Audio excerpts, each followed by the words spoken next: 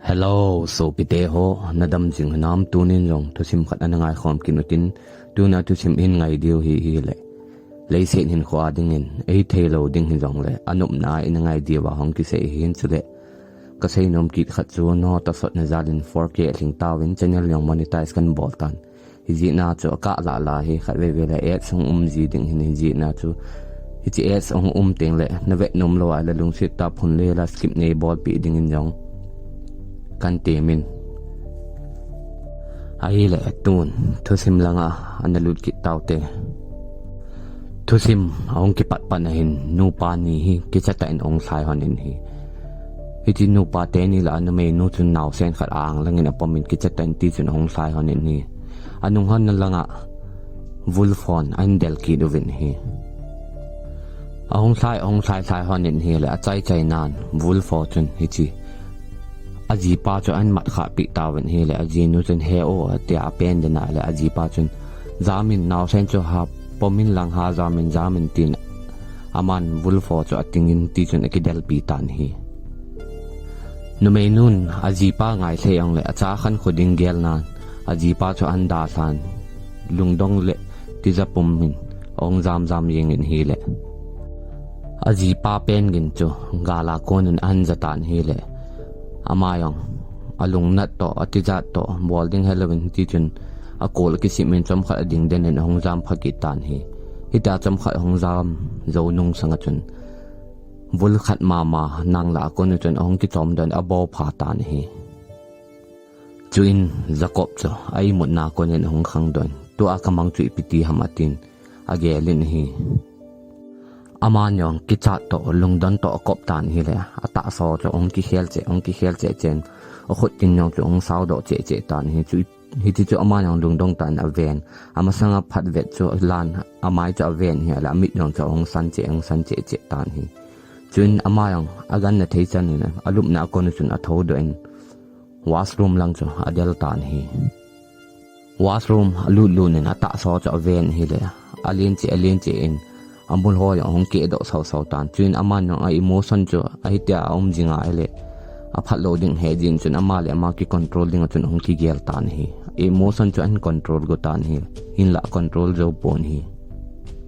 chuin hi chi pe ta chun washroom pam langa o khan hin jacob hila chi pin ball ham tia ko gen chan za phanin jacob yang king don ne ke hin hi ai le upa razar cho ane hin hi upa razar amu mu achon ata sa thila ki khel do se cho normal ong kile ki tan hi chi cho ve en hela ma yang lung dong en hi hin la koi ma he sa nom lo yen chen upa cho kop kom chen kamai kan ki phe ni hi tin sen hi jo komen hi chi langa ku ki hole le yinga hi chi la ya mai ba nan ki phe ni tong ki no o atin sen hi jo komen ane ti o hong ki no na nge tin sen hi Jacob yang razor achi do phana chun washroom banga ki khai phat ve na chun alim che ki ve kin in ya le normal hi ki phana chun ama yang edi chen hong do in razor da chun jingka breakfast neding chun achi hon tan hi razor to Jacob hi hostela khom final exam achai phana wa in langa chi dinga ki saw ahin la final exam chai aki ending hi ta ji wa cho ni khat one day sports cho ane win hi chuin amani u chayang breakfast ane pumhan chun sports akiman cha ding dan thu cho sei khom hanin ti chun nom tan keu lim hanin hi chuin hostel lang hong ki lekin hanin bol the bol win hi le an ne pha nong ki tan chuin ama ho an ne chi ki wen an ne chai pha sports ading chun ki go ta wen hi sports so ni thum kan ti chun nom tan han mang ta wen hi Jacob hi haloi apai dang to bang lo wen atha ha le jing in chule ama hi extra mi bol thelo thil bol the ne yong ane hi hin la hi cho chu koi ma chu comment asei do pon koi ma he sa nong pon hi chi a cho sports match so hi lo le game so a yang chu khat cha zaw lo ai hi hitia ima cha zaw lo wa nom ta mong bet na ki tun jing lai chun o pa razor to aloi ho chun hitin an sei ta wen hi Jacob nangyong hungin hitilaya game sa thilgi kise tenen hongza ventin an tim tawen hile Jacob cho anom taponi thilgi kise ten nala chun ala wa champion pa chun Jacob an choutan hi Jacob pasal ni le hungin kiten te tin a chou yeng in hi hin la Jacob cho anom di pon hi a hin la a chou phan chun Jacob min yong a so tin a to na kon chun hung ding don hi chi champion pa che kitet pi ding in hong tan hi ama hong din do chun mi ai la yeng wen hi chu in champion pa chun thilgi ase jiu cho alana ase min ha le sauta aleng in hi ti chu mi o sen amu mo chun kidang sawen ke pa pi the sewan ai la yeng wen hi chun champion pa cho aki thu pi sen aki ha sa se tan hi Jacob komen semin I chan se do dam tin ase in hi chun Jacob yang achi in champion pan khut nia adopt cho aman khut khanin bai lam then in andomin asep min all chan ga se min ha le champion pan ase do na a ko na chun mun sau ta in aleng in ama se do na mun ni tabang cho aman sep gal kai tan hi hi chu mu pha ni mio se alung dong ji yung win a thip chen win cham khai open in ong el la ta wen hi hi chu mu pha nin champion pang cho aza cha le en amai ki sel tan hi mi pi ho so alung dong la wen min khut ni adama gi ta ha ta sep cho aman khut khanin all chan aga se min hi ale chilang pe kho phai yeng tin lung dong ta na ha dan cho a sei sau ta wen hi hin la Jacob cho mi la a ko nen ong sai do loi chelen mun thip khanin hong ki tan hi Rosarin jang anaw pa Jacob cho akipa pi the jing in ki pa thu se in hi chuin azingin in lang ke le ding hi tawen ain ko ten hong pui ding chu hostel ha student si chona nga chi tawen hi ahong win en ko te cha chai nan Jacob le Rosar in ko te ang cho hong tawen hi chuin Jacob le Rosar yang chu ain ko te ko ma chun chi nai wen hi ale Jacob me amutan anu hong lo chu chuin alulen ko ma chun chi nai henulen kanu la matin adong in hale anulen chen chamhat nga ta hong nan te tin no mo se son an khumin an don bonin hi chuin Rosarin heno Jacob kanaw yang hin pui pai tau te atin asen hi ale anulen chen Rosar nu chen pui ngai lo pi thi be chan gari sung hen lun min atin apo no choi head do pe ta ni chi pe ta chen Jacob anu cho auto khanin hong in hi Rosarin Jacob hungo ni itilai garian chi khomta te tin ko wen ha le Jacob min kanu ong te he no comment pi le khabe ka chi po nge tin a chi ni hi kala konin Jacob anon hanaw achapa an mu pha na chen ong sai jalen akolin akam min hi aji chu phat sota hostel a ji na ki muto lo e tai chu in ana achapa kom chen min boy na dam nam tin a sen hi chun Jacob min heno ka dam nai atin sen hi chuin Jacob min adong ken heno ti le Roger te he kara hung wanang auto anung hamtin adong in hi ale boy hi cho chu in lang all ten sei tau te ngo hung to da ne tin auto chun apo no che head do pe naman yang in lang hung kle kin hon tan hi Jacob to anu yang che in hung sun han phanin in chu ven he la Jacob min no so ta da sa hi jin chu an ki khel tan chin no ma sawa den ama yang building na in langa chu thai lu loi chel de tin sen ha atin ki gon a thain hi ale anun Jacob hoila na sayam hungo hi chilai e ni nei hi atin leitol ning langa cha sang neu cha khat bi ina ke sa chuna puilu ta ni le Jacob yong alung dong se jing tan hi eno ti le inu chilai ko hiya nang hi chilai anom hamtin na sen hi chun anun hitin an don bonin hi chilai nom zo ka sa a hi le laya he kom chu boy nom na sa lo ham nom lo ham tin achapa cho dong kin hin ha la Jacob men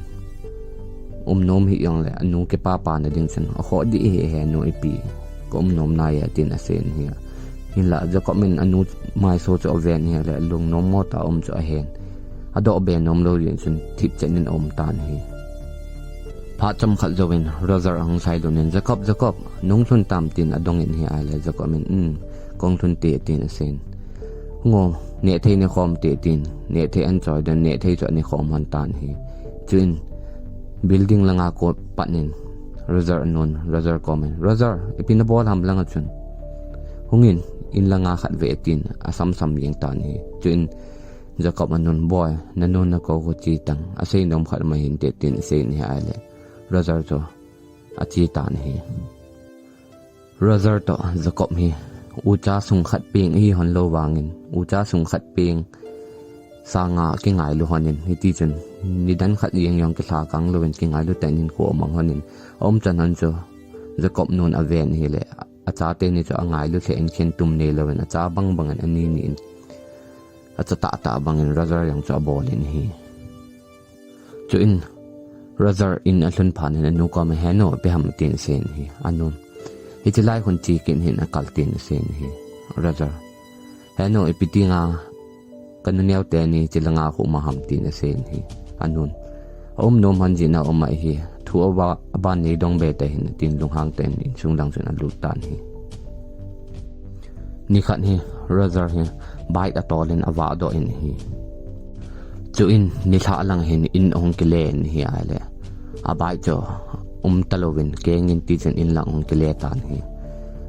ain lang chu zon talowin Jacob ko ma chen hong pai yen hi chun Jacob men aven hi le Razor cho phot che chuna hong walu cho mu phanin ti san nai san puma hong walu cho mu phanin Razor ko ma in ti ham ti na sen hi hin la Razor in adon but pon lung no mo ten to na chung chun to thata ni hi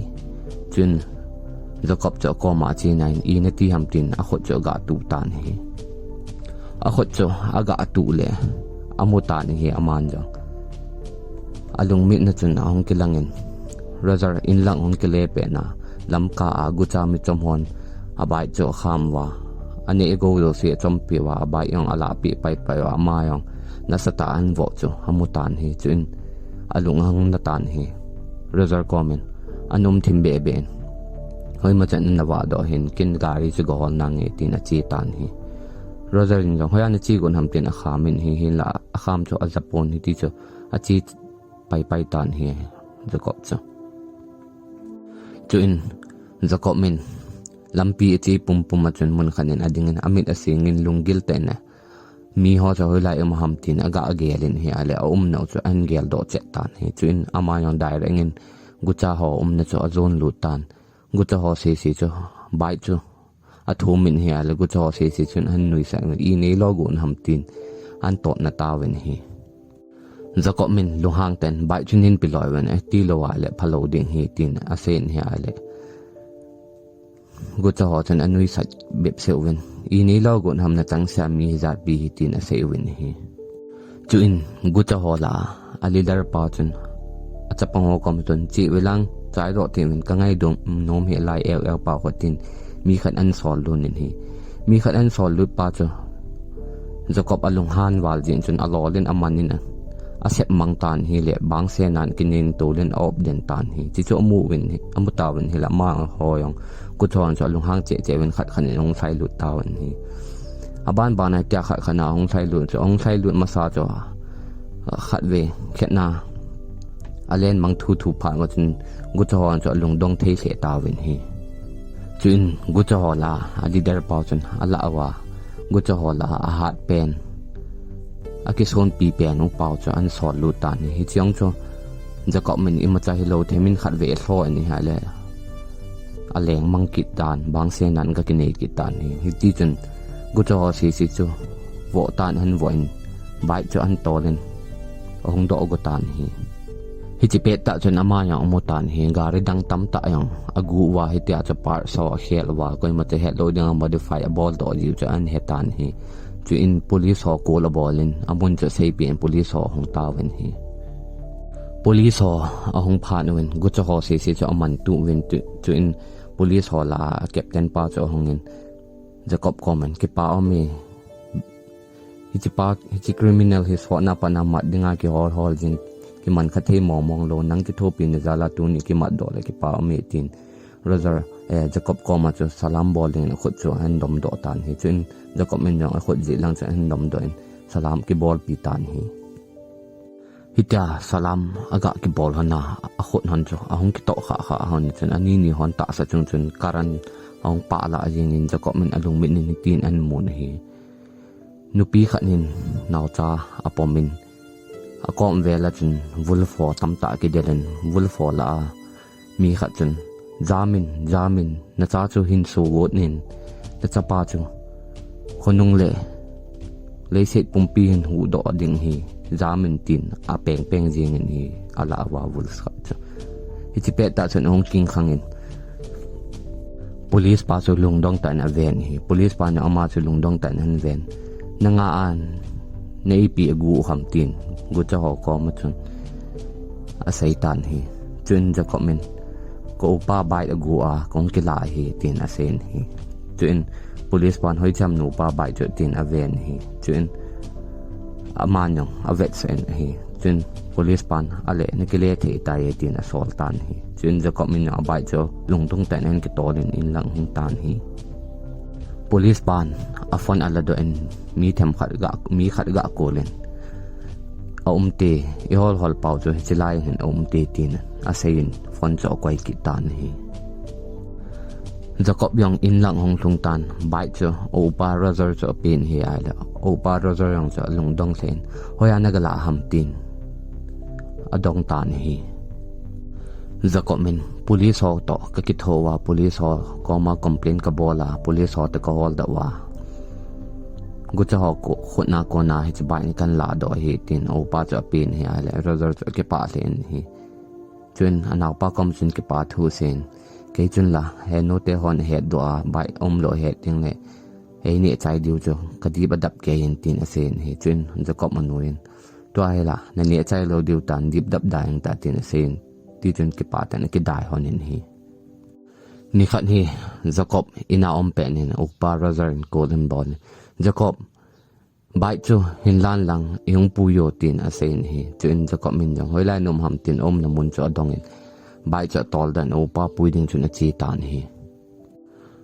hitia lampia gari an tol jing lai chun a kolin nu mai mi khanin Jacob atia a kogin cho han jatan hi chun ama nya bai cha kham loi chalan kinung hein a ven hi le nu mai mi khat hong thaya Jacob atia han kogin cho amutan hi chun ama nyong koi bep se ko ya tin a ve in hi chi pe ta chun ui cha kha ko men hong thai lu nin hi a ko men hong min ti chu Jacob min nyong bai na kon an kum thana ga azulin hi le chi pe ta chun nu mai nu cho hong thai lu nin a ui cha cho hong pui dan Jacob ki ko yanga idinga na sai te ham tin ui cha chu a ho tan hi chi pe ta chun Jacob min an he tan hi Jacob atia ko cho a ui cha cho an hi tan hi chun Jacob yong za cha to ki phat lam to thon nu mai nu kom chun nu men pi ham tin adong en hi chun nu mai nu no amin sei pi lo en ti chun om tan hi Jacob men ha do ki na hi le nu mai nun ipidinity ham kamin atin asen hi chun Jacob men hitin an don bun kin hi nang kamin ui cha na sa he ya kyong ui cha khat ka ki la ding namin chu ka sa gon hi tin asen hi chun nu mai nu ki he mangin atin lung hang ta khon awa mang tan hi chun Jacob men ave denen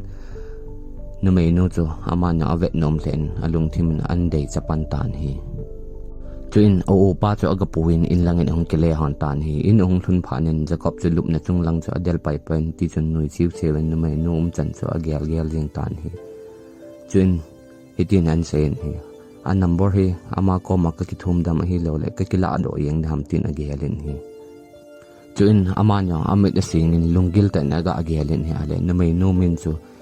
Jennifer achom lama Jenny atia chule anu le pan ngai lu ta kim tia ko ji cho an hen chule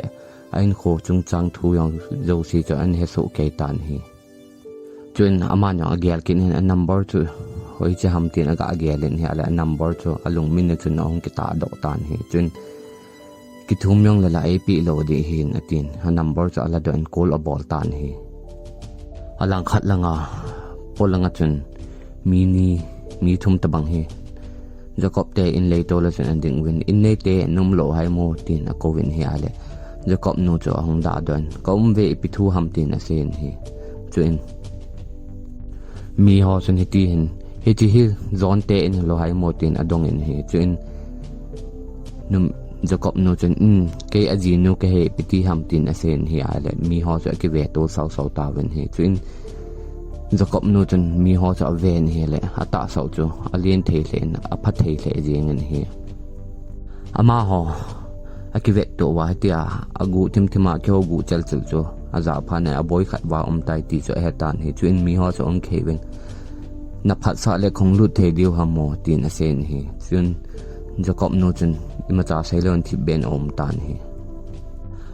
alang khat langa Jacob min kol a ball no chen pick and ball phanin hai aga tin hi alen me nu nya koi ni ham tin an sen hi chun Jacob min su nai ki mu to han chen he lo tam tin sen hi nu me non koi to ki mu to ham koi ma to ki mu to poi tin sen hi chun Jacob min kamin Jacob he tin an sen hi le su na aui te ji a ki su to han chan he do tan he chun nu me non ka number 18 kila ham hoyan kila ham tin adong in hi chun Jacob min hi tin an se kinin hi ken nang hi so na pana kan khola nang in hi yong la chun ken nang kai ka de ya ka ngai ji na so na pana na chung chang thu kan khola na number ho yang kan hen hi tin sen hi ala no mai nu chun nonsense atin long hang ten phone jo that ki tan hi hi chi pe ta chun Jacob min polanga mi ki ho sat mel mul cho an jatan hi chuin aman yang phone cho ku lu nin polang cho hong wa do tan hi mi ho yang chun Jacob nun hi tia han don bul mong lo pha na chun Jacob nu cho an zon nai ta wen hi chuin Jacob nun cho ki chain ki nong khin a chai nan kot bul lang cho an delin in chung chun sai lu tan hi mi ho cho veranda an pha wa chun ading chot win koi ma cha kot in chung cho lu ta po win hi chuin Jacob hong dan heno ipi thu ham tin adong in hi le anon imat thum ha chi boy atin asen hi Jacob cho ga wa do gon hi la anon boy wa do hin wan chi gon ham tin akai lu le kin in hi chuin Jacob heno ma hoi koi ho ham tin asen hi chuin Jacob non hi tin an sen hi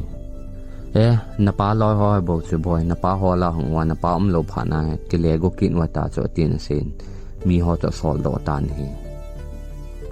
chuin Jacob non alung thimen agelin i ti le ko na hi hen wa yung ho do yung the ham tin lung dong ta na gelin hi chuin Jacob anon Jacob kom chun boy anawa do hin lang ke lai khu khat ve ka chi nge hoi ma chan na wa do hin tin awai la ta ni chuin Jacob min yo ole la he nong ki no o tin in cho